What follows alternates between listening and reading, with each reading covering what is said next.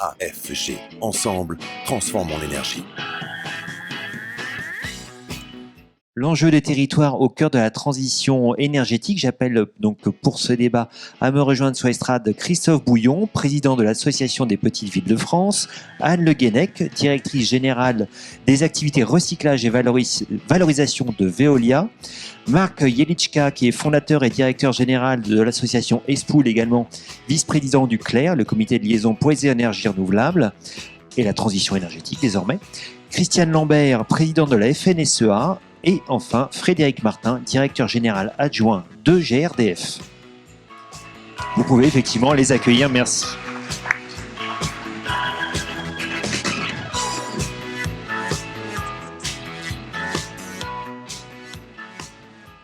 Voilà, donc merci à vous toutes et tous d'être là, participer donc à cette table ronde s'agissant des territoires qui est l'un des points forts, vous l'avez vu, du Congrès du gaz. Et pour commencer cette discussion, au vu de son nom, nous avons entendu parler juste avant, la sobriété, je vais me tourner vers Christophe Bouillon pour voir avec vous, peut-être avant que nous parlions des opportunités que constitue le développement des énergies renouvelables et tout ce qu'on peut engager en matière de sobriété, déjà nous replacer le contexte de voir comment aujourd'hui les petites villes, les petites collectivités vivent le contexte actuel de crise énergétique. Alors d'abord, les petites villes ou les petites collectivités, si je prends la strate que je représente entre 2500 et 25 000 habitants, il y a 26 millions de Français aujourd'hui qui vivent dans ces territoires, qui sont à la fois des territoires ruraux, périurbains, voire très urbains pour certains d'entre eux. Et j'ai envie de dire que c'est là où se jouent les défis qui nous attendent si on veut réussir la transition écologique. Pourquoi ? Parce qu'on voit bien qu'il faut réduire à la fois les consommations en ce qui concerne les bâtiments, le transport, mais aussi les émissions. Et il se trouve que ces territoires-là ont beaucoup de mètres carrés en ce qui concerne les bâtiments. Quand vous avez des écoles, des gymnases, des bâtiments administratifs, des établissements médicalisés ou autres, vous avez là beaucoup de mètres carrés qui attendent une rénovation thermique à la hauteur des enjeux et qui se fait aujourd'hui difficilement, ou en tout cas lentement, trop lentement. Et puis sur la question des transports, c'est dans ces territoires aujourd'hui que vivent des citoyens, des habitants qui n'ont pour la plupart pas d'autre alternative que la voiture. 90% des habitants ont une voiture comme moyen de transport principal sur ces territoires. Donc c'est là où il faut concentrer les enjeux. C'est là aussi, et ça c'est l'opportunité, non seulement on est proche du défi, mais aussi proche d'un certain nombre de solutions dont on dispose du foncier, de la terre, bien évidemment en continuant à cet équilibre essentiel entre ce qui relève bien évidemment de l'alimentaire et ce qui peut relever demain aussi de l'accueil de sites de production d'énergie. On a de la surface et je crois que c'est ce qui nous distingue aussi de grandes métropoles ou de grandes agglomérations. C'est là aussi où en effet on peut accueillir demain des énergies, dès aujourd'hui on le fait, mais en tout cas encore plus fortement demain, des énergies renouvelables. Alors il y a le contexte, c'est le sens même de votre question. Depuis plus d'un an maintenant, nous avons alerté sur le fait que les collectivités voient des factures d'énergie avec des hausses vertigineuses, voient comme beaucoup une inflation galopante, connaissent lorsqu'ils souhaitent faire des marchés pour réaliser des prestations, faire des travaux, construire des équipements qui sont à la hausse. Donc ils sont contraints à un certain nombre de décisions parfois douloureuses. On a vu, et c'est quand même assez rare, des collectivités cet été fermer ici des médiathèques, là des musées, voire des piscines. Il y a plusieurs années de cela, on regardait souvent de l'autre côté de l'océan, du côté des États-Unis, et on se disait, mais vous voyez, il y a des villes qui quasiment ferment les portes, qui sont amenées quasiment à la faillite. Eh bien, on n'est pas loin aujourd'hui, on utilise cette formule à dessein, d'une forme de blackout territorial, c'est-à-dire que des collectivités confrontées à ces choix soient amenées à fermer des services publics ou à augmenter des tarifs. Il y a une vraie menace de faillite, entre guillemets, effectivement, de certaines petites villes de France. Alors, quand on regarde la Cour des comptes, ils nous diront qu'on est plutôt en bonne santé financière. Quand on regarde la réalité aujourd'hui, on s'aperçoit que, vous savez, un mandat, c'est 6 ans. En général, vous avez 2 ans, vous préparez les chantiers, vous faites des études, vous essayez de réfléchir à ce que vous allez faire à l'échelle du territoire. Vous vous êtes engagé d'ailleurs devant les citoyens. Puis il y a 2 ans, c'est les travaux. Eh bien, dans la séquence municipale qui a commencé en 2020, on est dans la période des travaux, dans la séquence travaux. Et là, qu'est-ce que font beaucoup des maires de ces collectivités? Ils renoncent tout simplement à construire des équipements. Pire, et on a des hommes de réseau ici, à l'entretien aussi de leur propre réseau. Quand vous ne refaites pas une route, lorsque vous n'attaquez pas les réseaux, que ce soit eau, assainissement, gaz ou d'autres types de réseaux, eh bien, si vous attendez trop longtemps, ça sera encore plus cher demain. Donc on est confronté aujourd'hui à des renoncements ou au fait de repousser à plus tard des travaux qui sont pourtant utiles, nécessaires, voire, et ça rejoint aussi le débat auquel vous nous engagez, sur la question de la transition écologique. On nous dit il faut isoler de façon thermique vos bâtiments. Oui, bien sûr, mais avant d'être une économie, c'est une dépense. Quand vous devez rénover un gymnase, une école, un bâtiment administratif, il faut d'abord mettre sur la table les moyens nécessaires pour pouvoir faire cela. Et c'est là où le bas blesse, parce que confronté à ces choix douloureux, eh bien, c'est renoncer aussi sans doute à une solution de sobriété demain par une meilleure isolation. Alors, la situation des Peignets est assez sombre. Est-ce qu'on arrive à une situation de blocage? Est-ce qu'on est acculé dans une impasse? Ou est-ce qu'il y a quand même des solutions? Alors oui, heureusement, il y a des solutions. Ouf. Ouf. D'abord, la plupart des collectivités ont engagé depuis plusieurs années des actions. Certains sont dans des territoires dits à énergie positive, c'est-à-dire ont déjà veillé à accueillir des énergies renouvelables, travaillent avec des partenaires économiques à l'échelle locale pour non seulement accueillir de l'énergie renouvelable, il y a la question aussi des biodéchets. Vous savez qu'il y a l'obligation en 2023 de la généralisation du tri des biodéchets. On travaille déjà avec des acteurs économiques pour utiliser ces biodéchets, pour en faire du gaz vert et les utiliser derrière à l'échelle locale. Il y a des bus aujourd'hui qui circulent avec du gaz vert. Ça, c'est très concret. Gaz vert en circuit court, donc. En circuit court. Circuit court, c'est important, notamment en termes d'acceptabilité ou d'appropriation. Je préfère ce mot à l'autre. Pourquoi? Parce que si on veut à l'échelle des territoires que ça soit vécu et compris par les habitants, il faut en effet qu'il y ait un bénéfice, entre guillemets, qui soit palpable, mesurable à l'échelle justement de ce territoire. Sur le solaire, c'est la même chose. On a de plus en plus sur nos toitures du photovoltaïque installé. On a comme cela beaucoup de solutions. J'ai envie de dire, nécessité fait loi. On n'a pas le choix en même temps. L'intervenante avant nous a bien illustré ce qu'était la sobriété. Vous savez, aujourd'hui, il y a des plans locaux de sobriété qui se font à vitesse accélérée parce qu'on n'a pas le choix. Une ville, c'est quoi? C'est des bâtiments qu'on chauffe, qu'on éclaire, c'est des véhicules qu'on fait circuler pour entretenir l'espace, c'est aussi, bien évidemment, des gymnases. Bon, eh bien, concrètement, aujourd'hui, on est en train de regarder précisément qu'est-ce qu'on peut faire. On parle aussi, par exemple, de chauffage urbain, vous savez, de réseau de chauffage urbain, de réseau de chaleur urbain. Ça, c'est aussi la possibilité, demain, d'accueillir d'autres types d'énergie. À nouveau, on peut avoir du gaz vert, on peut aussi avoir de la biomasse. Bref, on a là aujourd'hui un sentiment, non pas un sentiment, mais une action encore plus résolue. Les élus, on met la démultiplier parce qu'ils n'ont pas le choix. Et en même temps, pour les aider, pour accompagner, il faut des effets leviers. On parle du fonds vert, par exemple. On a entendu le 1,5 milliard. Bravo, très bien. On attend le mode d'emploi. Et puis surtout, je crois qu'il faut flécher les territoires sur lesquels ça peut créer une forme de révolution aussi en termes de sobriété. Et puis, j'ai envie de dire, c'est là où justement les besoins sont les plus importants. Je pense que ça serait une erreur de penser qu'en faisant ce qui est nécessaire de faire au niveau des métropoles ou des agglomérations, on aura fait le travail. Ce n'était pas vrai. Je répète, 26 millions d'habitants vivent aujourd'hui dans les petites villes. Et si j'ajoute les communes rurales, c'est plus de 45 millions d'habitants, 45 millions de Français qui vivent dans ces territoires. Et c'est là où il faut, à mon sens, concentrer les efforts. Alors au-delà du côté pragmatique, effectivement, les aides disponibles, les moyens qu'on peut y consacrer, d'un point de vue idéologique, est-ce que les élus locaux sont conscients que la transition énergétique, c'est un moyen peut-être pour eux de se réapproprier la question énergétique? Est-ce que là, ils en sont, enfin ceux que vous représentez, nous on a l'occasion régulièrement de se voir, de se croiser effectivement sur ces tables rondes dédiées à la transition énergétique, est-ce que quelque part vos collègues, vos confrères sont aussi sensibilisés que vous ne l'êtes? Moi, je connais beaucoup de territoires, notamment de territoires qui avaient une empreinte industrielle. Vous savez, il y a 70% des emplois industriels qui sont dans les villes de moins de 20 000 habitants. Mais on a connu des situations où la France de la houille ou du textile a disparu un peu. Donc on avait des communes qui avaient le sentiment d'être sorties de l'histoire. Et grâce à la transition écologique, grâce aux actions qu'ils ont menées sur l'accueil de sites de production d'énergie renouvelable, par exemple, sur le gaz vert, sur la biomasse, sur des projets aussi qu'ils ont engagés localement autour de programmes alimentaires territoriaux, etc. Ils sont revenus dans l'histoire. Il y a un narratif qui est à nouveau important pour elles. J'ai l'exemple de Los-Angoël, par exemple, dans les Hauts-de-France, nord de la France, ou Malonnet, en Normandie.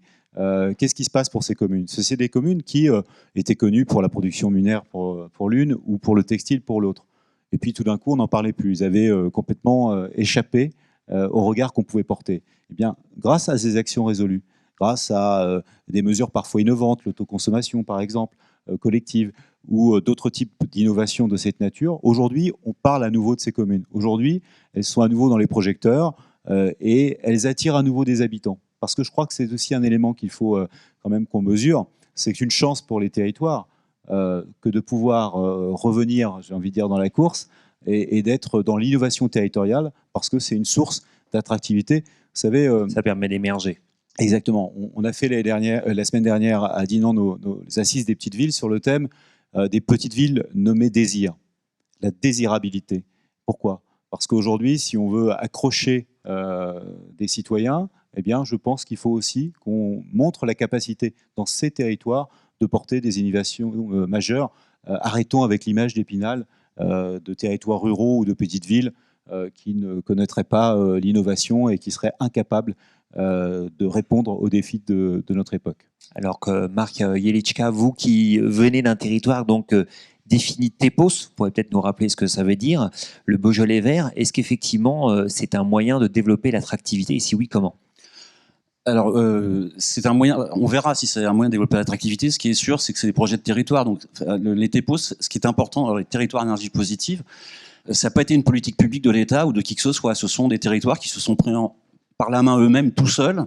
Alors, ça a commencé dans le Menet, en Bretagne, avec des problématiques liées aux effluents fermentescibles, on va dire, de l'industrie du porc. Il y a eu, donc moi, il se trouve que j'habite dans un de ces territoires, mais il y en a 200 maintenant en France. Ça a commencé il y a plus de 10 ans. Et en fait, ils ont travaillé jusqu'à ce qu'une ministre d'un gouvernement précédent découvre cette pépite où il y a eu d'un coup des fonds publics qui sont arrivés. Et ça a beaucoup aidé effectivement à passer en mode concret. Mais c'est des territoires qui sont pris en charge eux-mêmes. Et en fait, en appliquant, alors, dans mes multiples casquettes, je suis aussi porte-parole de l'association Négawatt qui vient de publier ses 50 propositions, notamment de tertiaire et le logement sur la sobriété, mais qui en fait appliqué le triptyque Négawatt, sobriété, efficacité, renouvelable, alors maintenant qui est connu de tout le monde, je l'espère. En tout cas, on a eu des évolutions, on va dire, notamment sur le thème de la sobriété, qui était encore réservé aux Amish il y a quelques mois. Maintenant, c'est quasiment un lieu commun. Et je remercie Barbara pour sa présentation tout à l'heure. Mais en fait, ils ont appliqué cette fameuse démarche Négawatt à leur territoire. Avec cette particularité que les territoires ruraux, ils ont des problématiques spécifiques, notamment la mobilité, c'est vraiment le point dur des territoires ruraux, surtout en milieu un peu montagneux comme le mien. Mais ils ont aussi, à l'inverse, des vrais atouts. Ils ont les ressources. Et la transition énergétique, c'est la transition vers la production dans les territoires. La France, jusqu'à récemment, alors je ne saurais pas chiffrer aujourd'hui, mais les importations de produits énergétiques, c'était quelques dizaines de milliards d'euros, 60-70 milliards d'euros, dans lequel il y a le pétrole, le gaz, mais aussi l'uranium, plus ou moins. Là, l'enjeu, c'est aussi cette relocalisation, si directement de la valeur qui va être créée dans les territoires. Et le sujet qui a été évoqué sur la répartition de la valeur, c'est un sujet majeur qui, je pense, va être débattu, notamment autour du projet de loi de finances. Mais c'est clair que, en plus, il y a un retournement. Alors ça, on a vécu d'un coup, là, en 6 mois, on s'est retrouvé projeté 15-20 ans en avant. C'était déjà le cas avec le Covid, je le rappelle, c'est que le Covid a mis le système électrique dans un taux de pénétration des renouvelables qui était au-delà de 30-35% en France. Tout le monde nous disait que ça pèterait à partir de 25%. Ça, il ne s'est rien passé, tout va bien, etc. Donc on voit bien que c'est OK de l'histoire et la France, elle aime bien ça en fait. On parle beaucoup, mais l'action, on a du mal à la faire. On a beaucoup de... Les lois françaises sont très bien. La loi de 2015, il y a sobriété, efficacité, renouvelable. Et si on cumule les objectifs de la loi de l'époque, c'est quasiment le scénario Négawatt. Sauf qu'on ne l'a pas appliqué parce que les mesures derrière n'ont pas suivi. Donc là, on est dans une situation où on est pareil, projeté dans ce qui était l'avenir, en fait, mais qui était inscrit dans les gènes. du système énergique, de la physique, j'ai envie de dire, que ce soit sur la sobriété, que ce soit sur l'efficacité ou les renouvelables, c'était inscrit dans les gènes. Bon, on a observé ça un peu plus tôt, des territoires se sont saisis de la chose et d'une manière, les mains dans le cambouis, j'ai envie de dire, c'est pas des grands ingénieurs de l'État, par contre, ils sont dans le côté pratico-pratique et ils ont fait une démonstration, à mon avis, très très significative et surtout qui doit inspirer que ça marche. Et moi, j'ai un autre tripot, je suis allé récemment en Saône-et-Loire, une ville de 4000 habitants. Le maire, le problème de fermeture des piscines et tout ça, il l'a pas. Parce que ces factures d'énergie, ça fait 10-15 ans qu'ils travaillent sur la maîtrise de l'énergie avec tous ses aspects, le développement des renouvelables. Eh bien, c'est aussi, il y a un mot qui n'a pas été prononcé, mais c'est le mot de résilience qui est vraiment fondamental. Et là, de ce point de vue-là, les territoires ruraux, alors petites villes, moi je fais pas de différence entre petites villes, villages, etc. Il faut que tout le monde s'entende. Mais oui, on a fait des démonstrations. Sans anticiper sur la table ronde qui aura lieu donc en début d'après-midi, portant tout particulièrement sur la notion d'acceptabilité et d'appropriation, le territoire dont vous nous parlez, donc le Beaujolais vert, qui est un territoire à énergie positive, je le redis, qu'est-ce que le fait qu'il soit à énergie positive apporte aux populations locales concrètement, et d'une, et d'autre part, sachant que beaucoup dénoncent effectivement le développement des énergies renouvelables locales comme étant très néfaste, par exemple, pour le paysage, mais pas que, donc fortement apportant des nuisances. Est-ce que effectivement votre territoire aujourd'hui il est vivable, ou alors est-ce qu'il faut avoir peur de ce que ça donne en termes esthétiques? Non, il est très vivable. Alors très concrètement, en fait, c'est une démarche qui a démarré il y a pas mal de temps, il y a une vingtaine d'années quasiment, pour ses prémices. Ça a beaucoup été d'abord l'accompagnement des ménages pour la rénovation de leur logement. Donc les fonctions, qu'on appelait avant espace info énergie, donc maintenant ma prime rénov'. Alors entre nous, la bascule de l'ADEME à l'ANA, c'est une catastrophe nationale. Je pense que le gouvernement était très très mal inspiré de faire ça. Je le dis au passage, si jamais il y a des oreilles intensives, mais c'est vraiment une très très mauvaise idée, on pourrait l'expliquer. En tout cas, voilà, il y a déjà eu des démarches autour de ça. Ça a permis d'aller voir ailleurs ce qui se faisait. On avait organisé des voyages, par exemple en Autriche, sur le bois, puisque le Beaujolais vert, par définition, c'est pas du vin, c'est plutôt de la forêt. Donc l'utilisation du bois qui n'était pas du tout optimisée. On commence à avoir des constructions bois. On a vu se développer des projets renouvelables. Donc on a maintenant de la méthanisation. Alors ce qui a été dit sur la méthanisation territoriale, on appelle ça. C'est-à-dire les agriculteurs, c'est pas leur métier. Je pense qu'il faut faire attention, déjà de ne pas faire de trop grandes usines à vaches comme ça a été critiqué, où l'objectif vient de faire du gaz. Le ton de la Christiane Lambert, je sais pas, on pourra peut-être avoir un débat là-dessus, mais en tout cas, il faut faire vraiment attention à la taille des installations, mais surtout à ne pas engager les agriculteurs dans un métier qui n'est pas le leur. Donc, et la réponse à ça, de mon point de vue, c'est la mutualisation. C'est-à-dire que les collectivités locales ont des ressources, ne serait-ce que les stations d'épuration, qui ont un pouvoir métallogène réduit, mais n'empêche, ça ne bouge pas, ça vient tout seul, etc. Et on peut agréger autour de ça, donc de la méthanisation territoriale, et alimenter notamment la mobilité. Et de ce point de vue-là, puisqu'on est quand même dans le congrès du gaz, l'essentiel, c'est quand même de partir des usages. Ce que j'ai entendu ce matin, qui a été dit d'une manière générale, le gaz, on en a absolument besoin dans un secteur, c'est la mobilité. En milieu rural, et la mobilité lourde, parce que l'électricité ne peut pas répondre à ça. Par contre, dans les bâtiments, ça mes amis gaziers le savent depuis longtemps, dans les bâtiments, on peut se passer du gaz. Alors pas demain, on verra cet hiver comment ça se passe, mais en tout cas, on a des solutions alternatives dans le bâtiment. Donc il ne faut pas faire du thermique, l'argent du beurre. Il y a un transfert du gaz vers la mobilité. En tout cas, dans Négawatt, c'est très clair. Et chaque nouvelle édition nous confirme dans ce choix-là. Vous dites la mobilité, mais en même temps, dans le bâtiment, faire du thermique à partir d'électricité, c'est pas forcément très efficient non plus. Si, dans un bâtiment très bien isolé, dans un bâtiment BBC, on a baissé avec des matériels très performants, des pompes à chaleur, on arrive à des COP de 5-6, sans rentrer trop dans la technique. Et là, pour le coup, Négawatt, c'est vraiment une assemblée, on va dire, de gens qui sont dans la pratique. Donc, on a des références techniques sur l'isolation de bâtiments existants, sur neuf, etc. Donc, on peut le montrer. Et donc, pour finir sur le Beaujolais vert, et puis, donc, il y a des projets de méthanisation, du solaire, etc. Et puis, il y a un projet, il y a un parc éolien qui d'ailleurs va être inauguré après-demain. Ça fait un an et demi qu'il tourne, qui s'est installé dans des conditions... alors, il n'y a pas de participatif, c'était trop compliqué pour le développeur à l'époque, mais en tout cas, il y a eu de la part des habitants des craintes exprimées, mais une capacité à discuter, ça s'est très bien passé. Maintenant, ça devient un totem. Maintenant que ces machines sont là, à 50 km à la ronde, on peut dire qu'on habite là, etc. Donc l'acceptabilité est un mot tabou. D'ailleurs, l'ADEME interdit à ses agents de parler d'acceptabilité des renouvelables, on parle d'appropriation. Mais c'est vraiment un processus... Oui, l'acceptation, il y a un côté, on est résigné quand même. Oui, l'acceptabilité, c'est on va vous faire accepter quelque chose qui n'est pas acceptable par définition. Enfin, il y a quelque chose autour de ça. L'appropriation, non, c'est quelque chose de très positif. Ce sont des ressources fiscales, ça peut être des emplois, alors surtout dans la phase chantier, en tout cas pour le solaire et l'éolien, les emplois c'est quand même relativement réduit, mais c'est des ressources quand même. Et puis il y a évidemment la biomasse qui est une ressource là plus main d'œuvre. Donc il y a tout intérêt à rééquilibrer ça. Et dans les villes, c'est là qu'il y a les consommateurs, c'est là qu'il y a la matière grise, c'est là qu'il y a les capacités à financer. Donc il y a aussi derrière tout ça, de mon point de vue, une rediscussion à avoir sur le partage ville-campagne, où vous êtes en compétition avec des logiques de prédation comme on le voit aujourd'hui, qui est d'ailleurs valable pour les renouvelables. Quand des développeurs viennent sur les territoires, ça peut être vécu d'une manière négative, parce qu'on vient leur prendre des choses, on a déjà pris plein de trucs, ils n'ont plus de services publics, etc. Donc il y a vraiment un deal à revoir complètement, et je pense que c'est le moment ou jamais, et toutes les lumières sont vertes pour y arriver, quoi. Voilà. Bah écoutez, merci de ce témoignage effectivement qui montre bien que le mix énergétique est une condition essentielle pour face aux enjeux qui sont les nôtres aujourd'hui. Christiane Lambert, Marc Jelichka citait évidemment l'agriculture, le monde agricole. On y pense forcément quand on pense au territoire. Aujourd'hui, vous êtes un peu au cœur de tous les enjeux. On attend de vous que vous produisiez plus, ne serait-ce que pour les questions effectivement d'approvisionnement alimentaire. On attend des agriculteurs maintenant qu'ils produisent de l'énergie. En même temps, le coût de l'énergie et le coût des matières premières augmentent. On a une rareté au niveau de l'eau. C'est un petit peu tout qui se mélange. Il y a des vrais enjeux aujourd'hui. Bonjour, merci à l'Association française du gaz pour l'invitation à m'exprimer devant vous. Oui, vous avez en quelques mots résumé une situation bien complexe. Alors, chaque secteur connaît ses difficultés particulières. Concernant l'agriculture, on a un élément prépondérant, c'est quand même le changement climatique. L'année qui vient de passer extrêmement sèche, avec un hiver très sec, un printemps très chaud, 27 degrés en mars, on n'avait jamais vu ça. Un été sec et caniculaire. Des événements grêlifères XXL qu'on n'avait jamais connus, du gel, bref. Et la mission première de l'agriculture, j'ai plaisir à le rappeler, c'est quand même de produire l'alimentation. La fonction nourricière, c'est la première, c'est celle à laquelle nous tenons.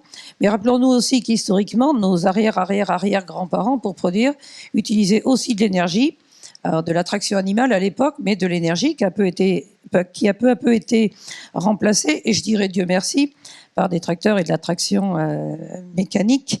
Mais l'agriculture est une activité qui aujourd'hui est attendue dans de nombreux domaines. Alors, c'est vrai qu'il y a une accélération ces derniers mois, et surtout depuis le 24 février, il faut se le dire, puisque Vladimir Poutine a la main sur le robinet du gaz et a la main sur le robinet de l'alimentation, arme alimentaire, arme énergétique, il donne une leçon au monde en disant je peux maîtriser, faites allégeance, vous aurez du gaz, faites allégeance, vous aurez à manger, sinon vous aurez ni à manger ni du gaz. Alors, c'est vrai que pour la France, c'est un peu différent, et pour l'Europe, c'est un peu différent, mais par rapport à l'alimentation, c'est très vrai, et ça met en avant et en exergue, en quelque sorte, l'importance de la production d'alimentation. Ça se fait par définition en territoire. Il y a aussi là la question, alors j'aime bien le mot appropriation ou acceptabilité, et je dirais d'une formule pour pas m'étendre parce que c'est pas le sujet. Tout le monde veut le saucisson d'à côté, mais personne veut la porcherie de proximité. Je suis producteur de porc, donc je sais de quoi je vous parle. Donc la question de l'appropriation, elle est extrêmement importante. Elle est aussi extrêmement importante pour l'énergie. Et quand on voit ce qui se passe aujourd'hui sur l'éolien, il faut tout faire pour, dans les autres domaines, et notamment le gaz et les méthaniseurs, etc., éviter d'avoir le syndrome des éoliennes. Bon, à titre personnel, je trouve que c'est pas moche d'avoir un champ d'éoliennes et un alignement d'éoliennes. C'est plutôt, à l'époque, il y en avait peu, on disait c'est joli, c'est esthétique, regardez ce que font les Pays-Bas. Maintenant qu'il y en a un peu partout, il y a plein de gens qui se liguent contre et qui font des pétitions contre, etc., etc. Alors oui, l'agriculture veut jouer un rôle, en plus de la fonction nourricière, qu'il faut maintenir, et c'est pas simple, parce que je ne vais pas vous parler de toutes les contingences, mais il y en a au-delà du climat. On a capacité aussi à produire de l'énergie. Quand on regarde il y a 20 ans, c'était grosso modo 15% des agriculteurs qui étaient énergéticulteurs. Quand j'étais présidente des jeunes agriculteurs, le CNJA, il y a 25 ans, ceux qui avaient un méthaniseur, il devait y en avoir 10 en France, étaient un petit peu des défricheurs. Il y avait assez peu de références, assez peu aussi d'expérience. C'est un métier qui est très technique. Et aujourd'hui, en 2015, c'était 25% des énergies hors hydroélectricité. Et aujourd'hui, on a capacité, selon l'ADEME, à faire plus et même à faire beaucoup plus. L'ADEME dit d'ailleurs qu'en 2050, 50% des agriculteurs seront énergéticulteurs. À titre personnel, j'ai des panneaux photovoltaïques sur mon toit. C'est le truc le plus facile parce que c'est pas chronophage, pardon. Quand on est éleveur, on a plein d'autres activités. Et ce que j'entends aussi beaucoup, c'est que Devenir producteur de gaz vert, c'est un métier extrêmement technique. Donc il a fallu déjà faire tout un travail d'accompagnement. On a eu un contre-exemple qui a beaucoup marqué les esprits, c'est ce qui s'est passé en Allemagne, avec absolument aucune règle de limitation d'utilisation, donc une concurrence alimentation, énergie qui a créé des approches négatives et qui a encore quelques réminiscences dans les esprits. En territoire, il existe encore des oppositions entre méthanisation et alimentation, fourrage des animaux. Donc on veille à ces choses-là aussi. Toutefois, les avantages de l'énergie... Je vous écoute, c'est-à-dire que le débat il est clos aujourd'hui entre culture vivrière il a été et culture encadré. énergétique. Il a été encadré parce qu'il y a un plafond d'incorporation à 15%. Il a été à nouveau amélioré avec la définition de ce qu'est une culture principale. On n'est pas comme en Allemagne où c'est moitié dans le méthaniseur, moitié devant l'alimentation des animaux. Et tant mieux, parce que sinon ça contribue effectivement au rejet, qui est la pire des choses. Quand des éléments négatifs partent et deviennent polémiques, c'est très difficile de revenir en arrière. Je serai vendredi matin à l'inauguration d'un méthaniseur en Loire-Atlantique. Je tiens à y aller parce qu'il y avait énormément de difficultés à le mettre en place. Mais aujourd'hui, il y a vraiment une appropriation territoriale sur ce projet parce qu'il a été réfléchi et aussi débattu avec les élus.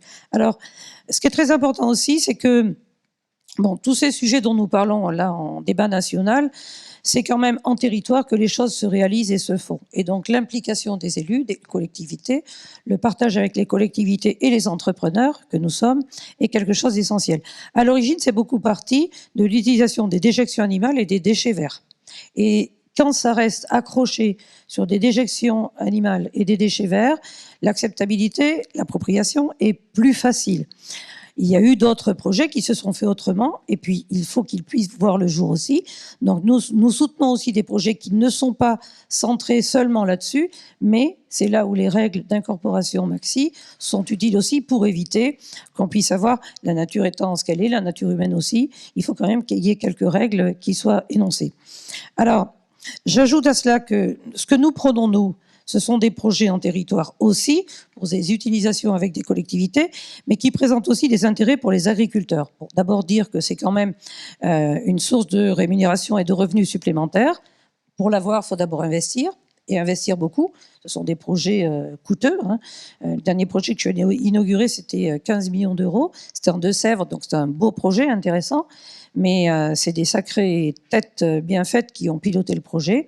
Donc, retour de valeur pour les agriculteurs. Je dis les parce que le plus souvent, ce sont des projets collectifs. Et ça aussi, c'est important parce qu'il y a des retombées, non pas sur un seul, mais sur un groupe et plus de personnes. Deuxièmement, des retombées agroécologiques ou agronomiques, possibilité d'utiliser des digestats, possibilité de capter plus de carbone parce qu'on produit plus de biomasse. Je ne l'ai pas dit au début, mais 93% de la biomasse, elle est agricole ou forêt. Donc on a aussi une responsabilité et une possibilité de développement grâce à ça. Et puis c'est une possibilité aussi de vitalité territoriale. Vous avez cité le Menet, j'ai bien connu Paul Houet, dont la formule fétiche que j'aime beaucoup était « les marmites commencent toujours à bouillir par le fond ».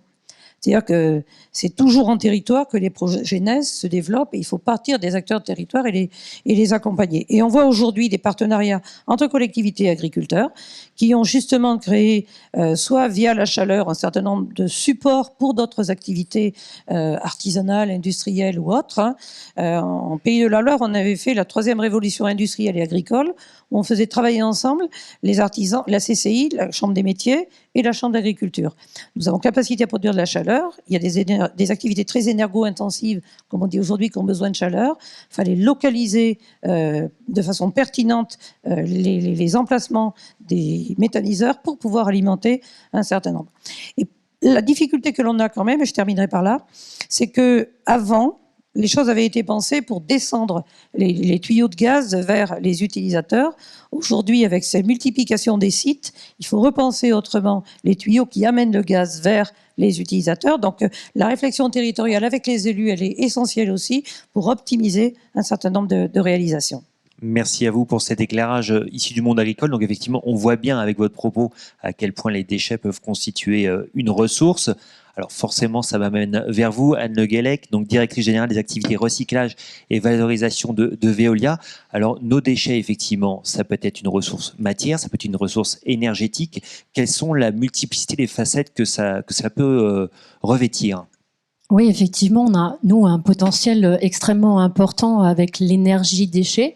Alors, l'énergie déchet, après en avoir extrait la part recyclable, la part matériaux durables, je le dis, je le redis, parce que souvent, on m'interpelle sur la hiérarchie. Donc, la hiérarchie de traitement des déchets, elle est très claire pour nous. N'empêche que, quand on ne peut pas recycler, on peut encore valoriser en énergie. Et ce qui est intéressant, c'est ce shift que tous les intervenants aujourd'hui évoquent. L'énergie déchet, il y a j'allais dire quelques années, mais en fait c'est quelques mois, elle était tout à fait négligée. Nos projets restaient bien souvent en suspens pour plusieurs raisons. La première, c'est que finalement, on est tout petit dans le mix énergétique aujourd'hui. On produit en France à peu près 4 TWh en électrique, et donc quand on nous compare au nucléaire, on est un petit peu des nains. Et souvent, on nous a dit, mais oui, l'acceptabilité. Donc ces projets énergie-déchets, ça fait très longtemps qu'ils existent. Ça fait très longtemps que nous, opérateurs de la gestion des déchets, on produit de l'énergie, électricité et thermique à partir du déchet, mais on était un petit peu invisible dans ce monde-là. Quand vous dites à partir de déchets, ça veut dire quoi? C'est de la méthanisation, c'est du PV, c'est... Alors, à partir du déchet, effectivement, toute une part méthanisation, et je vais y venir, parce que je vais vous parler de tout son potentiel. Une part électrique, bien sûr aussi, et une part chaleur-vapeur à partir des unités de valorisation énergétique, qui est aujourd'hui à peu près le double de la capacité en gaz. Alors, la capacité en gaz, aujourd'hui, on considère qu'en biométhane en France, on produit à peu près 6 TWh, donc 80% qui viennent du monde agricole. Ça veut dire que nous, acteurs de la gestion des déchets, on produit 1,3 TWh, je disais on est tout petit, mais notre potentiel est colossal. Dans ces 1,3 TWh aujourd'hui, il y en a 0,4 qui viennent de la méthanisation des boues de stations d'épuration, et puis il y en a 0,9 qui viennent en général du biogaz épuré et majoritairement de nos centres de stockage des déchets. Alors là aussi, souvent, on me dit, mais Anne, les centres de stockage des déchets, ça va diminuer, ça va disparaître. Oui. Bien sûr, les capacités de centres de stockage de déchets sont aujourd'hui, et depuis la loi de transition énergétique, d'ailleurs, c'est intéressant, en diminution, mais nos garanties en post-exploitation sur les centres de stockage font que même avec des diminutions de capacité très significatives d'ici à 2025, on produira très massivement du biogaz au-delà de 2050. Donc nous sommes une énergie décarbonée disponible pour les territoires. Le biogaz, c'est vraiment une énergie locale, durable et abordable qui doit être utilisée en fonction de projets de territoire. Quand Veolia, par exemple, à Clé-Souilly, en Seine-et-Marne, met en service son installation d'épuration du biogaz du centre de stockage, eh bien, c'est plus de 20 000 habitants équivalents qui vont pouvoir être chauffés. Toutes les communes aux alentours de Clé-Souilly, où nous produisons de l'électricité et du biogaz, sont positives en énergie. Elles en ont fait des projets de territoire, elles en ont fait de véritables politiques, effectivement, en l'adaptant à leur chauffage et à leur mobilité en fonction de leurs besoins locaux. Le potentiel, il reste énorme. Je vous disais 0,4 TWh sur les stations d'épuration. Aujourd'hui, nos méthaniseurs ne sont pas saturés. Ils ne sont pas saturés, pourquoi ? Parce qu'aujourd'hui, la réglementation française ne nous permet pas de co-digérer les boues de stations d'épuration et les biodéchets. C'est une surtransposition de la directive européenne. Si on saturait demain ces méthaniseurs de stations d'épuration, et si on pouvait co-digérer d'ailleurs dans les méthaniseurs agricoles des boues et du biodéchet, avec tous les standards industriels qui s'imposent, on pourrait passer de 0,4 TWh à 1 TWh à très court terme. Je vous parle de ça, c'est 2-3 ans, puisqu'en fait, on utiliserait les installations existantes et on saturerait. Alors, 1 TWh, c'est 130 000 équivalents habitants. J'ai envie de dire, à l'échelle d'un territoire, c'est toujours ça de prix. Qu'est-ce qui fait qu'aujourd'hui, on ne peut pas effectivement co-digérer les boues avec les biodéchets ? C'est une injonction réglementaire, encore une fois, sur transposition de la directive européenne. Qui est motivée pour quelles raisons ? Alors, essentiellement pour des raisons que je considère être, moi, des standards industriels, c'est-à-dire finalement maîtrise des polluants, maîtrise des entrants et maîtrise des sortants. Alors nous, dans la profession, on dit maîtrisons les sortants. Ça, c'est notre métier d'industriel, que de savoir gérer le mix, de savoir gérer la production et de savoir gérer le contrôle des sortants. Mais par contre, c'est tout à fait possible, on l'a montré, et il ne faut pas imposer en France des seuils qui soient incohérents par rapport à ce que nos pays voisins font. Si je reviens... Christiane Lambert qui fait la moue, peut-être sur le retour à la Terre. Je ne fais pas la moue, mais il y a une question aussi d'une société qui aujourd'hui est prête à écrire dans les cahiers des charges des productions d'alimentation, produits sans bout. Il y a un retour au sol des matières. Moi, je fais confiance à la science pour nous amener des matières qui sont fiables et qui ne posent aucun problème. C'est la qualité des sortants, comme vous le dites. Mais dans certains cahiers des charges aujourd'hui, que ce soit pour de la viande, des pommes de terre, des tomates, interdiction d'utiliser des bouts de stations d'épuration, imposée par des distributeurs parce que des associations de consommateurs le disent. Et donc là, c'est un petit peu la difficulté que l'on rencontre pour évoluer.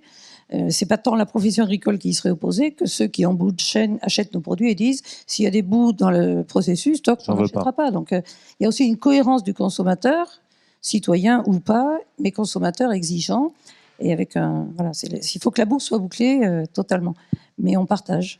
Absolument. Mais avant cela, hein, j'ai envie de dire, dans l'énergie disponible, saturons les méthaniseurs de nos stations d'épuration.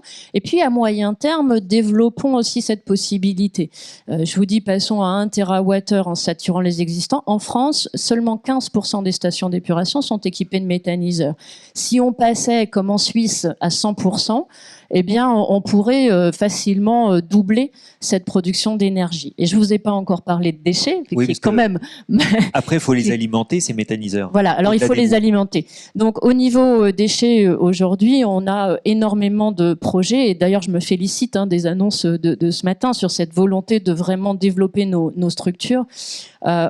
Plus de 1000 projets aujourd'hui existent sur le développement d'infrastructures de méthanisation à partir de biodéchets. Et puis la loi AGEC impose aux collectivités de collecter séparément les biodéchets des ménages à partir de 2024. Donc on va avoir massivement un volume de déchets organiques disponibles. Et là aussi, j'ai envie de dire, avant de se demander comment on va les collecter, il faudrait demander aux territoires ce qu'ils vont en faire. Il y a des sujets de fertilisants, effectivement, avec toute cette problématique à adresser en industriel autour du retour au sol. Et puis, il y a des sujets d'énergie, énergie chauffage, énergie mobilité, sur lesquels on peut se mobiliser. Aujourd'hui, les 0,9 TWh qu'on produit à partir de biodéchets en France pourraient passer avec si seulement 80% de ces 1000 projets arrivaient à terme, on pourrait arriver à plus de 16 TWh de biométhane. Alors, c'est pas une énergie facile, c'est pas une énergie gratuite, a dit Patrick Pouyanné ce matin. Bien sûr, l'épuration du biogaz, que ce soit de nos centres de stockage ou que ce soit de la méthanisation du biodéchet, c'est un métier d'industriel, n'empêche que c'est une énergie qui est très résiliente, très locale et décarbonée, et donc qui offre aujourd'hui un potentiel important. Quand vous évoquiez effectivement les biodéchets et le fait de qu'est-ce qu'on en faisait, qu'est-ce qu'on pourrait en faire, est-ce qu'il faut entendre qu'il y a une concurrence possible entre le compostage pour faire des engrais et la méthanisation pour faire de l'énergie, du gaz vert ? À mon sens, ce n'est pas une concurrence, puisqu'on l'a bien entendu dans les propos de Madame Lambert, il y a une nécessité aussi de rééquilibrer la part de retour au sol et la part de production d'énergie. Moyennant, encore une fois, tous les standards industriels qui s'imposent, on pourrait très bien venir saturer les méthaniseurs agricoles avec une part organique appropriée et ainsi préserver cette création de valeur, parce que c'est bien de ça dont on parle, cette création de valeur au sein du territoire en production énergétique, en production de biométhane. Alors, je vous propose qu'on continue la discussion avec vous, Frédéric Martin, directeur général adjoint de GRDF, opérateur de réseau. Donc, vous êtes largement concerné, évidemment, par la question du biométhane, puisque quand on injecte, très souvent, c'est dans vos réseaux, avec ce qu'évoquait tout à l'heure Christiane Lambert, le fait qu'on injecte finalement à rebours. Donc, ça pose effectivement des véritables problématiques techniques. Néanmoins, comment est-ce que vous positionnez-vous, GRDF, en tant qu'accompagnateur de cette dynamique de développement de la méthanisation ? Alors, pour reprendre le rôle de GRDF, on est exploitant de réseaux gaz qui appartiennent aux Français, qui sont la propriété des collectivités locales. Donc nous, ça fait déjà de nombreuses années qu'on accompagne les élus territoriaux. Dans toute la mise en place, on parlait tout à l'heure de territoire à énergie positive, de PCAET, de SRADET, etc. Moi, j'aime bien l'expression de la marmite, parce que là, on est sur le terrain, on regarde ce que l'on a en termes de ressources et on se projette.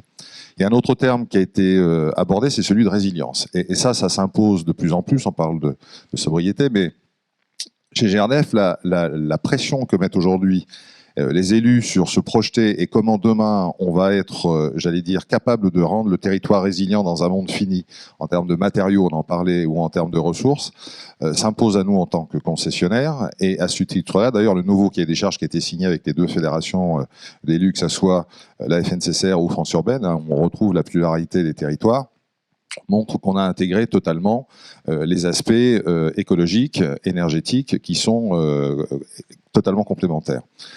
Dans la réalité, ça se traduit par plusieurs choses. Un, l'accompagnement des clients sur la sobriété, donc évidemment la transmission de données, ce que l'on fait, hein, et donc ça constitue les politiques énergétiques locales.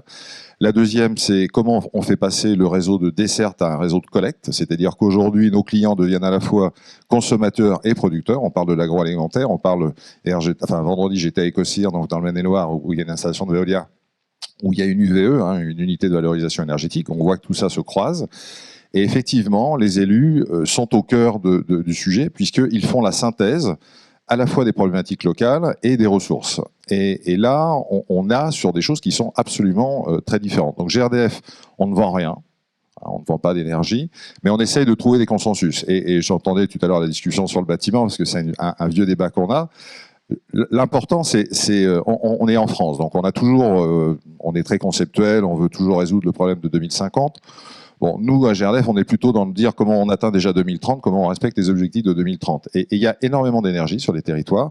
Et donc, GRDF accompagne les porteurs de projets, d'abord agricoles, dans leur définition, dans leur capacité.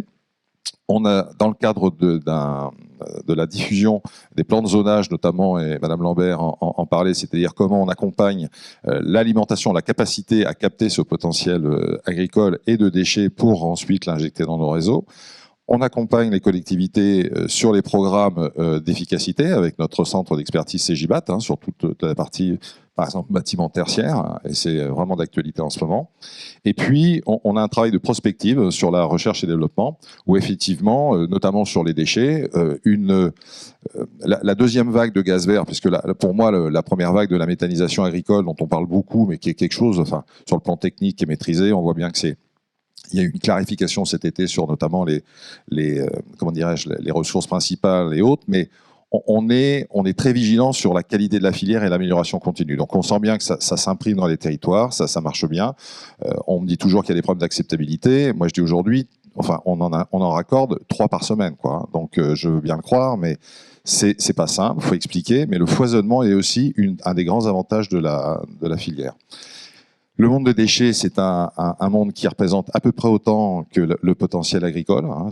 On parle de presque 100 TWh, avec la multiplicité. Il faut dire que la caractéristique, et Thierry Trouvé l'a indiqué tout à l'heure, sur la valeur des infragaz, c'est la valeur de ce qu'elles ont quand on en a besoin. Or, aujourd'hui, elles existent. On a la capacité à capter 90% du potentiel de la totalité des intrants qui permettent de faire des gaz verts sur le territoire national à moins de 10 km. Hein, c'est 5% de notre linéaire, c'est-à-dire c'est ridicule en termes de coûts. Et on sait que tout ce qu'il va falloir aller chercher en dehors des gaz verts va nous coûter beaucoup plus cher sur la facture consommateur. Donc c'est une vraie pression que nous mettent les collectivités dans ce sens-là. C'est un travail de développement qu'on fait avec la filière déchets. D'ailleurs, c'est des sujets qui vont arriver. Hein. Récemment, cette semaine, on a 10 délégations étrangères qui viennent voir comment la filière française, comment ça se fait qu'elle est aussi dynamique. Hein. On a des Ukrainiens, des Japonais, des Mexicains qui viennent voir en France comment on a réussi à faire développer la méthanisation sans le système alimentaire. Et on va voir les Anglais, les Italiens et les Espagnols pour voir comment on peut faire pour les déchets avec des groupes, parce qu'on a quand même des leaders nationaux, et comment on va travailler pour développer tout ça. Donc voilà, on accompagne, on a des programmes de R&D et on travaille avec l'ensemble des acteurs pour faire avancer, parce que de toute façon, on n'a pas le choix. Le gaz aujourd'hui et la demande énergétique étant ce qu'elle est, une fois qu'on a le travail de fond sur la sobriété, on a quand même cette problématique que l'on a trop souvent oubliée de pointe hivernale. Hein. On dit toujours qu'il n'y a pas de pointe hivernale. Pour avoir fait avec des métropoles des plans notamment de résilience énergétique, eh bien, à moins de raser les villes et de les mettre toutes en bâtiments énergie positive, on aura quand même besoin d'énergie, on a besoin de stockage, et il faut utiliser ces infrastructures qui existent, mais avec un vrai sujet, c'est comment on ramène la valeur en France. Et monsieur tout à l'heure en parlait, c'est-à-dire qu'effectivement, je pense que de toute façon, avec la pression qu'on va avoir sur les matériaux, là j'entendais encore récemment là, le patron de Nexan et la patronne d'Eramet qui indiquait qu'on va devoir multiplier par 40, enfin entre 20 et 40, le besoin de métaux rares sur certains matériaux, enfin matériels, on va être dans une pression qui va s'accroître. Donc c'est un bond en avant, on est en train de nous projeter, la crise ukrainienne nous projette un peu sur ce qui va se passer devant, donc on a des vrais problèmes budgétaires que connaissent les collectivités aujourd'hui, qui ont des vraies difficultés. Mais à notre échelle, en tant qu'exploitant, on accompagne tout ce qui permet de favoriser le développement des gaz verts et la sobriété sur le terrain. Alors justement, avant qu'on fasse passer un micro dans la salle, peut-être y a-t-il des questions. Quelques mots peut-être de l'appel à projet pour les territoires engagés que vous venez de lancer chez GRDF. Oui, ben de la même façon, c'est-à-dire que... On est à 200% dans le thème de la table ronde. Ben, c'est-à-dire que ce qu'on se rend compte, c'est qu'il y a énormément d'initiatives sur les territoires. Le prix des énergies a libéré énormément d'idées. Et des idées qui sont pertinentes. Ça fait regarder aussi d'autres secteurs. Ça a mis des interéchanges entre les différents domaines, parce qu'on était dans des domaines métiers souvent très séparés. Et là, on voit exploser le nombre d'idées. Donc, on fait un appel à projet sur l'ensemble de toute personne qui propose. L'idée, c'est de faire passer l'information, faire connaître. On parlait des biodéchets. On parle beaucoup de pyrogazification en ce moment avec le bois-bé, par exemple, hein, qui monte aussi pas mal. On a des sujets de sobriété, donc vraiment c'est tout ce qui permet au niveau des territoires de faire passer l'information, puisque ce qui est important, c'est que les bonnes idées puissent être dupliquées rapidement. On a une horloge climatique qui tourne très vite et on ne peut pas se permettre de réinventer la poudre. Donc on est plutôt dans une optique à GRDF de dire partageons rapidement nos idées entre vous, parce que si ça marche d'un côté et que c'est adaptable à mon territoire, les élus nous disent faites-nous savoir ce qui marche, parce que moi je choisirai dans ce qui est disponible ce qui est adaptable à mon territoire. Voilà, donc on est dans cette logique de partage d'informations. Alors avant que nous ne continuions la discussion entre nous sur les strates, je vous propose effectivement qu'on fasse passer un micro. Monsieur a une question au 3e rang, et puis sur la gauche également.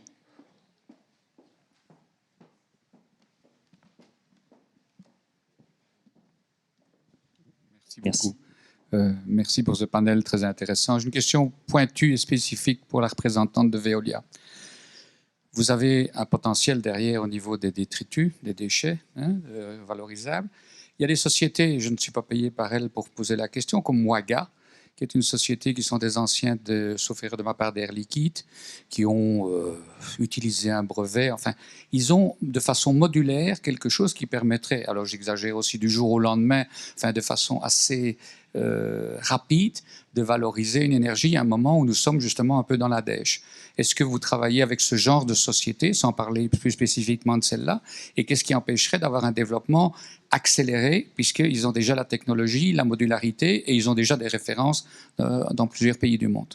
Merci pour votre question parce qu'elle me permet d'aborder 2 points importants. Je disais l'épuration du biogaz de centre de stockage des déchets pour le transformer en biométhane n'est pas une sinécure. Et effectivement, on a travaillé très longtemps avec des partenaires technologiques comme Waga Énergie pour réussir cette épuration dans les meilleures conditions et avoir vraiment un biométhane qui soit complètement équivalent du gaz naturel et injectable directement dans les réseaux de GRDF. Donc oui, nous travaillons avec des gens comme Waga Énergie. Je citais tout à l'heure Clay Swedish, c'est un projet qu'on a mené avec eux. Donc effectivement, ça fait partie des partenaires technologiques qui sont absolument essentiels au déploiement de ce genre de sujet. Mais on est effectivement, et M. Martin l'a évoqué, dans des sujets encore de R&D et d'innovation pour nous permettre d'aller plus loin dans le déploiement de nos capacités. Le deuxième frein, quelque part, au déploiement massif de capacités, et je pense que, d'ailleurs, ça a été évoqué tout à l'heure par Alice Vieillefaux, c'est-à-dire qu'avant de penser nouvelles infrastructures, il faut déjà optimiser celles qui existent. C'est pour ça que je me permettais d'insister sur la saturation des méthaniseurs existants. en premier chef. Ensuite, bien sûr, des capacités supplémentaires seront utiles et nécessaires. Elles doivent être développées. Et pour être développées, il faut, comme tout le monde, des investissements et donc de la visibilité. Et nous, on estime qu'il faut à un moment qu'on discute tarifs. Il faut qu'on ait quelque part un engagement de prix minimum parce qu'un industriel, pour investir et investir massivement, parce que ce sont des projets qui se chiffrent en dizaines et si on les multiplie en centaines de millions d'euros, doivent avoir de la visibilité dans le temps et un retour sur investissement minimum. Donc aujourd'hui, on manque un peu de visibilité sur le marché du gaz, forcément, comme tout le monde, d'autant plus dans un monde un peu inflationniste et qui est celui de crise que l'on connaît. Alors, Marc Yelichka. Je voulais juste ajouter un mot, c'était 2 fois la question de l'épuration du biogaz en biométhane. Pour l'instant, on a un emmerdement, on va dire ça, le CO2. Alors le problème du CO2, vous le savez tous, c'est qu'il y en a trop. C'est pas qu'il y en a pas assez. Par contre, on va manquer un jour de CO2 déjà capté. C'est-à-dire qu'aujourd'hui, c'est un déchet, mais dans une vision un peu plus prospective, la question de son utilisation pour faire notamment la 3e voie de gaz renouvelable qui est la méthanation, je pense que tout le monde connaît ici, c'est pas encore aujourd'hui. Ceci dit, il y a quand même de la recherche en France, il y a des petites start-up qui essayent d'avancer, qui ont des fois beaucoup de mal. Donc je voudrais souligner ça parce que c'est aussi ne pas oublier de jouer le coup d'après et dans une logique de ce qu'on appelle communément l'économie circulaire. Et là, je pense qu'il y a vraiment une évidence parce que quand on se projette vraiment sur le système énergétique long terme, il n'y a pas d'autre solution. Alors la méthanation dans négawatts, ça fait quelques dizaines de térawattheures. C'est pas non plus dominateur, mais c'est absolument indispensable, y compris pour valoriser au niveau local, pour avoir un modèle économique du produit qu'on va sortir, alors qui va coûter plus cher parce qu'il y a une étape supplémentaire. Mais je pense que sur les questions de prix relatif des énergies, les mois passés, je pense, nous amènent à réfléchir un petit peu différemment. Mais en tout cas, voilà, ce que je veux dire, c'est qu'il y a des étapes suivantes. Et le CO2 sera une ressource dans l'avenir, y compris pour des matières premières. Une chose. Frédéric Martin. Ouais, ce qu'on constate, c'est qu'il y a une très, très forte accélération. On parlait des startups, des entités. Le choix qu'a fait le législateur français, par exemple, de ne pas, d'encadrer l'usage alimentaire par rapport à la méthanisation, ça a été un frein au départ. Donc, on l'a bien vu, parce que ça a obligé les industriels français et les équipes techniques à adapter l'ensemble des intrants à la capacité à faire la méthanisation. Aujourd'hui, c'est un point fort, puisque tous les industriels français qui travaillent, par exemple, sur l'épuration sont appelés partout à l'étranger, puisque justement, c'est la voie qui a été choisie. De la même chose sur les déchets. Aujourd'hui, moi je considère que c'est presque plus de la R&D. Il y a un projet qui va démarrer en UK qui va traiter quand même 50 000 tonnes de déchets pour faire de la méthanisation, du méthane de synthèse injecté. On a 3 projets en France qui arrivent. Par contre, on a un projet de tarif, un sujet de tarif. J'en parlais avec Madame Pieyfos tout à l'heure. Et aujourd'hui, on a 2 dispositifs, parce qu'il faut quand même se féliciter des 2 premiers arrêtés qu'on a eu cet été, vendredi dernier. Et là, on attend 2 autres dispositifs qui sont les CPB, qui permettraient aussi d'intégrer un tarif de rachat, parce que les installations sont quand même des installations industrielles, et d'autres dispositifs, qui est une extension d'un appel d'offres qui a été lancé en avril à ces dispositifs. J'ai cru comprendre dans ses propos, c'est pour ça qu'on se verra après, qu'elle était prête à ouvrir le champ. Non, mais ce que je veux dire, c'est important, puisque on a énormément de représentants de métropoles françaises qui nous disent aujourd'hui « j'ai 45 000 tonnes, 50 000 tonnes de déchets voie B ». J'ai des acteurs du monde de l'énergie, des déchets qui nous disent aujourd'hui « on a ça », mais on ne peut pas amortir des capex sur 5 ans, qui est grosso modo le temps du bac à sable de la Creux. On a besoin d'avoir un temps d'amortissement des investissements d'au moins 15 ans. Et si on a ça, j'ai tendance à dire on concrétise de manière claire, et ça permet de montrer à l'ensemble des villes et des élus territoriaux que des situations fonctionnent, et à partir de là, la machine est emballée. Et c'est ça qu'il faut absolument arriver à faire, c'est-à-dire donner de la confiance, voire au-delà, et ne pas réinventer la poudre. C'est-à-dire qu'il y a des dispositifs qui existent. Je vous dis, le président de l'AFG m'a sollicité avant l'été, et je lui donne une réponse que j'ai dans ma poche, parce qu'il faut amener les élus à concrétiser sur des solutions technologiques qui sont en train d'émerger. Moi, dans 3 ans ici, on aura une première installation qui tournera. On a déjà Gaïa sur Lyon qui a montré qu'on pouvait faire plein de choses.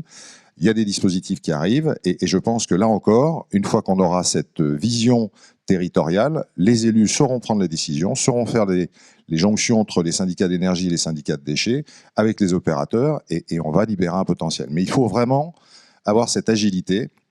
Et sur le stockage de carbone, c'est vrai que sur le dernier Expo Biogaz à Bordeaux, j'étais très étonné. Il y a une start-up dans laquelle on est en train de regarder.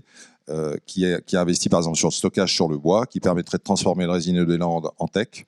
Je ne sais pas si on va y arriver, mais ça serait quand même pas mal, parce que ça ferait multiplier par 3 le contenu carbone du bois de manière durable. Or, aujourd'hui, par exemple, le CO2 des méthaniseurs, on pourrait le récupérer de manière stockable. Dans les scieries, on pourrait faire ce genre de choses. Et tout ça, c'est du cohérent. Et ça se fait à l'échelle territoriale. Voilà. Donc, on revient encore sur l'interaction entre l'ensemble des acteurs locaux dans lequel on essaye modestement de contribuer. Rassurez-moi sur votre exemple là, de transformer du pain en tech, il s'agit bien de renforcer la densité de carbone et pas de faire du génie génétique pour transformer les arbres. Non. C'est bien pour que la terrasse vienne des Landes ou vienne des Vosges et moins d'Amazonie. Très bien. Je vous propose qu'on prenne donc une seconde question. Oui. Bernard Olagne. Bernard Olagne, Cohenove. C'est plus un rebond par rapport à la présentation de M. Géliska tout à l'heure. Avec une question. En fait, je connais bien naturellement le célèbre triptyque négawatt, sobriété, efficacité, renouvelable. Je connais également ce qu'il a dit rapidement sur le fait que de pouvoir se passer du gaz dans le bâtiment. Et c'est sur cette dernière affirmation que je voudrais revenir. Parce que je ne doute pas qu'effectivement, vous ayez conduit un certain nombre d'études montrant qu'avec une isolation super renforcée, une pompe à chaleur avec des COP de 4 ou 5, on arrive à faire des choses intéressantes. Je rappelle quand même que l'enjeu consiste à véritablement traiter l'ensemble du parc. Et là, on part de loin, y compris dans le collectif. Et donc, je ne suis pas persuadé que ces solutions soient viables sur l'ensemble du secteur du bâtiment. Donc, d'où l'intérêt pour moi qu'il y a à revoir peut-être cette position un peu trop directe sur le fait de pouvoir se passer du gaz dans le bâtiment.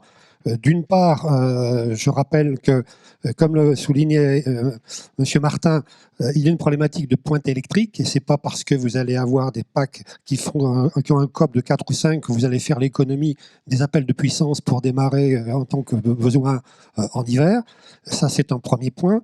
Deuxième point, du coup, d'ailleurs, il y a une solution qui a été citée tout à l'heure qui s'appelle la pompe à chaleur hybride qui permet de faire appel au gaz justement pour passer cette pointe électrique.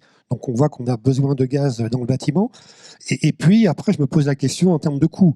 C'est-à-dire que isolation renforcée, pompe à chaleur de COP 4 ou 5, ça veut dire en termes de coût des choses extrêmement importantes, alors que dans le même temps, en face, vous avez effectivement du biométhane, vous avez du gaz renouvelable, et en termes de potentiel, il y en a suffisamment, toutes les études récentes qui ont été faites le montrent. Et l'intérêt de ce biométhane injecté dans le bâtiment, c'est qu'il s'appuie sur les chaudières existantes. Donc il n'y a pas de véritable surinvestissement à conduire et pour les ménages et pour les finances publiques, sauf à considérer qu'on a les moyens de pérenniser MaPrimeRénov' et même de l'augmenter. Donc je pense que là, il y a véritablement de la place pour le gaz renouvelable, notamment le biométhane dans le bâtiment. Merci Bernard Olagne. Alors, Marc Jelichka, sans revenir sur le débat entre Négawatt et Cohenove, parce que je pense qu'on pourrait effectivement y passer la journée. Je vais vous épargner parce qu'il y a à faire, hein. Je dis pas, il y a à débattre. Alors, mon propos a peut-être été un raccourci, c'est pas demain, évidemment, c'est un processus, c'est dans la durée, on va pas couper le gaz dans les bâtiments aujourd'hui, mais en tout cas, il faut avoir dans la tête, c'est exactement comme la sobriété, si on n'a pas la sobriété dans la tête et qu'on ne comprend pas ce que ça veut dire concrètement, on est incapable de faire la transition énergétique. C'est pareil pour les usages en général, et pas que le gaz, pour l'électricité aussi, enfin la question des usages, c'est comme ça qu'on commence par négawatt, et je pense que c'est comme ça, par là qu'il faut commencer, et quand on raisonne à ce niveau-là, il n'y a pas photo, le gaz est beaucoup mieux placé dans la mobilité que dans le bâtiment, et d'ailleurs, une des mesures catastrophiques de ces derniers temps, c'est l'interdiction de moteurs thermiques à horizon 2035, c'est une aberration totale, et je pense que là, on a un combat commun à mener pour faire bouger ça. Je pense que ça bougera naturellement mais ce serait quand même bien que ce soit explicite. Et pour ce qui est des performances dans le bâtiment, donc on va pas faire du tout le truc. Mais ceci dit, quand même, vous avez parlé du coût. Excusez-moi, mais ce discours que vous avez tenu, il était valable il y a 6 mois. Aujourd'hui, la question du prix du gaz, simplement, hein, tel qu'il est sur le marché et tel qu'on pense qu'il sera je parle du gaz naturel fossile, rebat complètement les cartes, et d'une manière générale, sur l'économie, le modèle économique des économies d'énergie dans le bâtiment. Enfin, je crois que si on ne prend pas conscience de ça aujourd'hui, je ne sais pas quand on le fera. Et ça, il y a de l'argent public à mettre dedans, à injecter évidemment pour enclencher le système, mais je pense que ça devient de plus en plus autoporteur. Enfin, on verra quand on aura passé l'hiver. Et c'est pas tellement les classes moyennes que nous représentons tous ici qui seront les plus impactées. Philippe Martin, Mais les ménages en difficulté, ils vont savoir ce que ça veut dire, une facture énergétique très élevée. Donc, les énergies devront venir rentables, a priori, quoi. Ouais, bon, comme je suis un peu habitué pour les problèmes de consensus, je vais juste dire, je pense que, parce que connaissant bien tout le monde, je pense qu'on est à peu près tous d'accord. En gros, ce que vous dit le monde du gaz, c'est que faisons d'abord ce sur quoi on est d'accord, et attention, parce que on perçoit que le discours de dire on peut se passer du gaz dans le bâtiment, nous, là où on a un petit différent, c'est sur la nature du bâtiment, mais je ne reviendrai pas là-dessus, c'est un argument avancé par d'autres pour dire on ne met plus que de l'élec. Et on ne fait pas les efforts. Et c'est là-dessus où on dit attention, parce que dans la phase transitoire qui va durer facilement une bonne vingtaine d'années, on entend des gens qui nous disent il ne faut pas travailler sur les chaudières alors qu'on n'a pas de solution dans le collectif. C'est une évidence. Et là-dessus, il faut Négawatt. Toujours dit qu'ils étaient pour la prime rénov, on en parlait. On est en retard sur le matériel. Donc je pense que quand on se met autour d'une table, et on le voit bien là, et c'est l'intérêt de ces débats, on arrive rapidement à avoir du bon sens. Voilà. Et donc, je pense qu'il faut mieux laisser les débats de on-off plus tard, mais faisons déjà tout ce qu'on a à faire pour 2030, et je pense qu'on aura bien avancé, parce que pour l'instant, on est en retard, et on n'aura pas le métro de 2030. Donc je pense que, voilà, si je me suis permis sur le consensus. Christophe Bouillon, pour clore peut-être le débat, et d'ailleurs cette table ronde également. Alors, je ne sais pas si c'est pour la clore, ou en tout cas, je me permets de rentrer dans cette discussion qui n'est pas nouvelle et qui est animée parce qu'elle est passionnante et elle est vécue par des hommes de passion, mais c'est peut-être mon côté un peu normand. Moi, je relève quand même qu'il y a deux petites révolutions qui sont majeures et qui, à l'échelle des territoires, sont essentielles. C'est la notion de mixte. Pour le dire autrement, on ne met pas tous ses œufs dans le même panier. Et on voit aujourd'hui que quand on est confronté à une crise comme celle qu'on vit, et sans doute qu'il y en aura d'autres, crise avec d'autres situations géopolitiques un peu différentes, eh bien c'est important malgré tout de maintenir cette question du mix. Je le dis d'autant plus que dont on souffre à l'échelle des territoires souvent, c'est le côté stop and go. C'est-à-dire, tout d'un coup, on nous dit voilà la solution, voilà ce qu'il faut faire, et vous devez tout faire pour utiliser ou atteindre cette solution. Et je crois que le mixte à l'échelle des territoires, pour nous, c'est essentiel. Et ensuite, la deuxième notion, la deuxième petite révolution, c'est celle de la transition, avec la trajectoire. Ce qui compte, c'est vraiment la trajectoire. Et ça, c'est important parce que ça permet aussi que les territoires, en lien avec, vous le disiez tout à l'heure aussi, avec leur écosystème, leur environnement, fassent un peu du sur-mesure et se fixent par rapport à cette trajectoire. Mais pour aussi, je pense, évoquer un sujet qui a été évoqué aussi sur la question du financement, mais au-delà du financement, pour que ça fonctionne, il faut quand même un bon alignement de planètes. On voit bien que la technologie, elle peut être mature. En tout cas, il y a des sauts technologiques qu'il faut observer avec intérêt. On voit bien qu'il y a des modèles économiques, il y a de la valeur, de la création de valeur. Simplement, parfois, c'est la question des règles du jeu, où ça traîne un peu. Et on le voit bien que vous avez cité des exemples très précis, et nous on le voit à l'échelle des collectivités. Parfois, ce qui nous retient, ce qui casse ou bride un peu notre élan, c'est les règles du jeu. Donc on a l'espoir là dans le texte de loi qui va arriver qu'il y ait de l'accélération, parce que c'est pas normal que chez nous ça soit toujours plus compliqué qu'ailleurs. Mais je pense qu'il faut vraiment l'alignement de ces trois planètes: la planète technologique, la planète juridique et la planète financière. Eh bien, merci à vous donc pour vos prises de parole, pour vos éclairages. Merci à vous de nous avoir écoutés. AFG. Ensemble, transformons l'énergie.